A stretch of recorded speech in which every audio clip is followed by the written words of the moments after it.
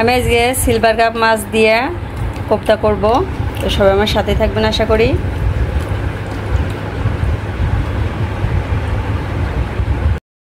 আসসালামু আলাইকুম, আপনারা সবাই কেমন আছেন? আশা করি ভালো আছেন। আমিও আলহামদুলিল্লাহ ভালো আছি। তো আমি আজকে পেটিস চাকা নিয়েছি মাছের। তো আমি এখানে সিলভার কাপ নিয়েছি, আপনারা চাইলেন রুই কিংবা কাতলা মাছ নিতে পারেন ইনশাল্লাহ। তো আমি আজকে আবারও চলে আসলাম কোপ্তা নিয়ে। তো আমি এখানে ডাল ভিজাই রাখছি, ডালটা ব্লেন্ড করে নিব।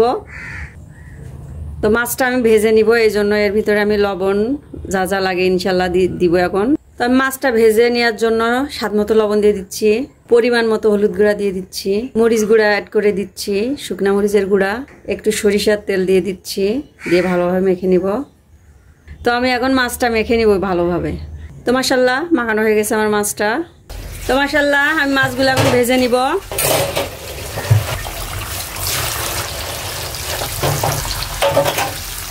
তো মাছগুলো আমি সুন্দরভাবে ভেজে নিব। তো মাশাল্লাহ আমার মাছগুলা ভেজে নেওয়া হয়ে গেছে। আমি এখন কাঁটাগুলা ছেড়ে মাছগুলা বেছে নিব। তো মাশাল্লাহ আমার মাছগুলা সবগুলো বাছা হয়ে গেছে। তো আমি মুসুরির ডালগুলো ব্লেন্ড করে নিছি, আমি এখন দিয়ে দিব। তো আমি এখানে 1 চিমটি আদা রসুন বাটা দিয়ে দিচ্ছি, পেঁয়াজ কুচি আর কাঁচামরিচ কুচি দিয়ে দিচ্ছি, স্বাদ মতো লবণ দিয়ে দিচ্ছি, হলুদ গুঁড়া অ্যাড করে দিলাম, এখানে ধনিয়ার গুঁড়া অ্যাড করে দিচ্ছি, 1 চামচ জিরার গুঁড়া দিয়ে দিচ্ছি, 1/2 চামচ গোলমরিচের গুঁড়া দিয়ে দিচ্ছি। এখন আমি ভালোভাবে মেখে নিব সবগুলা। তো আমি এখানে একটু নরম নরম ভাব আছে, এই জন্য আমি বেসন অ্যাড করে দিচ্ছি 1 টেবিল চামচ। তো আমি এগুলা দিয়ে ভালোভাবে মেখে নিচ্ছি। তো মাশাল্লাহ আমার মাখানো হয়ে গেছে। আমি এইভাবে করে ভেজে নিব। আমি এখানে মাছের তেলের ভিতরে ভেজে নিব।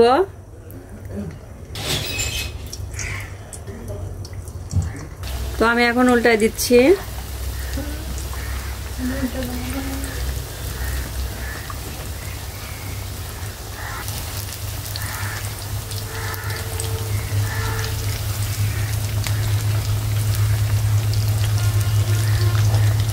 তো মাশাল্লাহ আমার ভাজা হয়ে গেছে, আমি এটা এখন উঠাই নিব।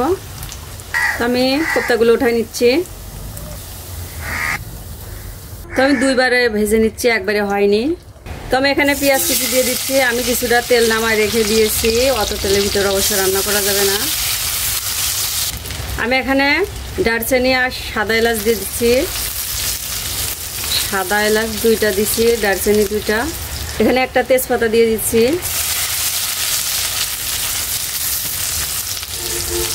আমি এখানে পেঁয়াজ বাটা দিয়ে দিচ্ছি। আমি এখানে আদা রসুন বাটা দিয়ে দিচ্ছি। আমি আদা রসুন বাটা পরিমাণ মতো দিচ্ছি, 1 চামচ, 4 চামচের একটু বেশি হবে। আমি মশলাগুলো ভালোভাবে কষাই নিব, যাতে আদা রসুনের গন্ধটা না লাগে আর পেঁয়াজের গন্ধটা চলে যায়। 1 চামচ লবণ দিয়ে দিচ্ছি, হলুদ গুঁড়া দিয়ে দিচ্ছি পরিমাণ মতো। আমি ভালোভাবে মিশিয়ে নিচ্ছি। আমি শুকনা মরিচের গুঁড়া অ্যাড করে দিলাম, 1.5 চামচ দিচ্ছি, ভালোভাবে মিশিয়ে নিচ্ছি।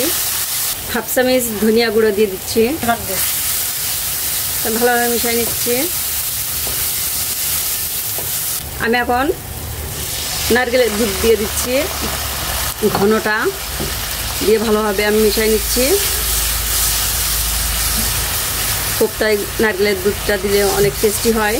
আমি এখানে 1/2 চামচ জিরার গুঁড়া দিলাম। তো আমি ভালোভাবে মিশিয়ে নিচ্ছি। আর যদি চান যে গরুর দুধ দিয়ে করবেন ইনশাল্লাহ গরুর দুধ দিয়েও করা যায় কোপ্তা, নারকেলের দুধ দিলে বেশি টেস্টি হয়। তো আমি ভালোভাবে কষাই নিচ্ছি। মশলাটা যত কষানো হবে ইনশাল্লাহ ততই তরকারিটা টেস্টিফুল হবে। তো মাশাল্লাহ আমার ভালোভাবে কষানো হয়ে গেছে। আমি আবার নারকেলের দুধ দিয়ে দিচ্ছি। তো মাশাল্লাহ বলক চলে আসছে। আমি এখন কোপ্তাগুলো দিয়ে দিলাম, আমি ভালোভাবে মিশাই দিব, দিয়ে আমি জালটা একবারে আস্তে দিব, দিয়ে ঢেকে দিব না হওয়া পর্যন্ত। তো আমি এখন না হওয়া পর্যন্ত ঢেকে দিব। তো মাশাল্লাহ আমার কোপ্তাটা হয়ে গেছে, আমি নামাই নিব।